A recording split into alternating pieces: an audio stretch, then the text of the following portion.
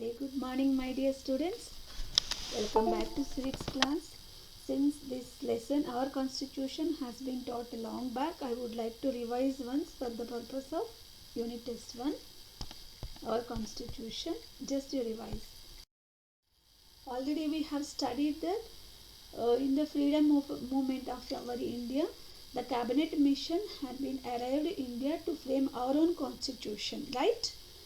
Then what is constitution? The definition, when did it come into effect in India, and what were main the definition. Constitution is a comprehensive document containing the set of rules according to which the government of a country runs, and what are its two aims or its two functions. It regulates the powers and the position of three organs of the government, and its aim is aim of the constitution of a nation is to ensure to smooth governance for the welfare of its citizens. That means simultaneously it has to regulate the powers and position of the three organs, and it has to ensure to the smooth governance for the welfare of its citizens. These two are its two major aims. And then as we all know that cabinet mission had been sent to our India. It had arrived to our India to frame our own constitution. Before that, Constituent Assembly was framed to frame like as a part of to make our own constitution. This Constituent Assembly, whose members were to be elected indirectly, members of this Constituent Assembly were elected indirectly on the spot, because there was no time to select the people. So 292 elected members from the British provinces and 93 nominated by the princely states. Total 385. Once again I will tell you who are the members of this Constituent Assembly to frame our own constitution. Here 385 members. Out of 385, 282 elected from the British provinces and 93. Those days, as you all know, that British preoccupied many of our kingdoms and started to administer. So whatever places comes under its provinces, 292 members were elected from those British provinces, as well as our Indian rulers, our Indian princes who were ruling. From that, 93 were nominated. Total 385 members were the members for the Constituent Assembly. As the members of 385, they have thought to start framing the constitution, but unfortunately the Muslim League boycotted the Constituent Assembly to demand the creation of a separate state called Pakistan.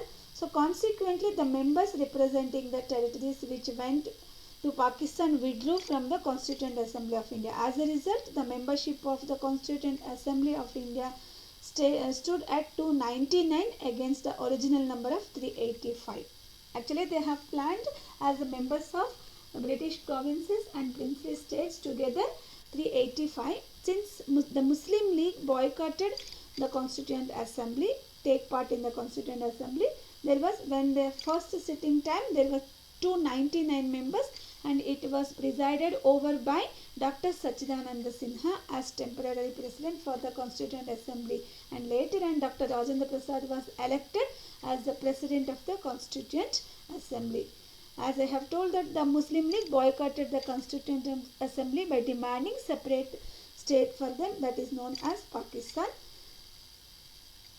At the time of first sitting, 299 was actually number, but 285 were actually present on November 26, 1949.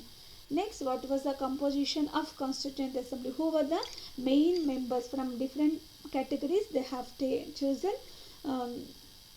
to avoid the discrimination from all categories from all communities of people. They have taken as the members of composition as members of the Constituent Assembly.